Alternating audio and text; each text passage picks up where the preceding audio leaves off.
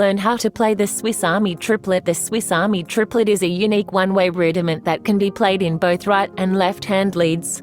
Unlike most of the other rudiments, this rudiment isn't designed to alternate. Instead, it just loops with either the right or left hand taking the primary role. This can make it fun for simple beats, or even unique drum fills. Here is how it looks in standard drum notation.